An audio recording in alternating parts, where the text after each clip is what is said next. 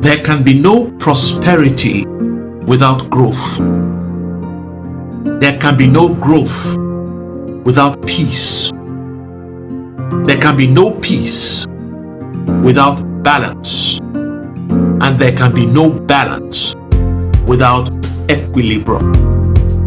This also means that once you upset the equilibrium, you tilt the balance. And by so doing, you provoke a reaction from nature itself to restore that balance. The one and only way to trigger power is to tilt the balance.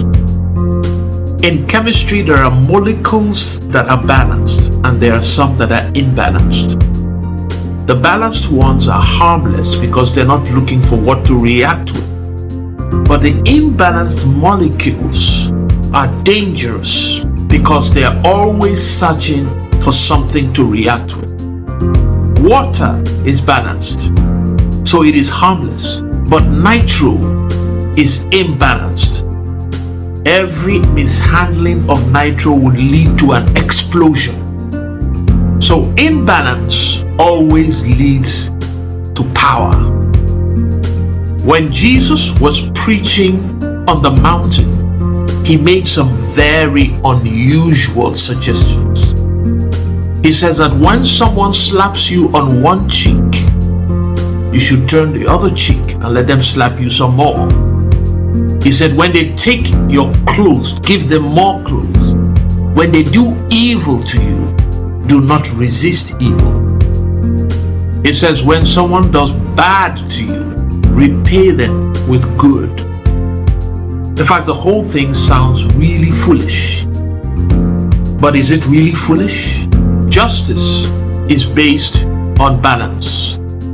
The universal sign for justice all over the world is a scale of balance. This is why equity is the twin of justice. Once there is no equity, there cannot be justice. Whenever there's a case in court, it means someone has tilted the balance, and the complainant is seeking the court to help restore equity and balance the scales again. Christ is only advising us to tap into the power of nature by creating an imbalance. Just like water is balanced and therefore nothing can happen, but nitro is imbalanced and many things can happen. Christ is saying produce imbalance in your situation, because once there's an imbalance, God will rush in to create a balance. Rachel was loved and Leah was hated.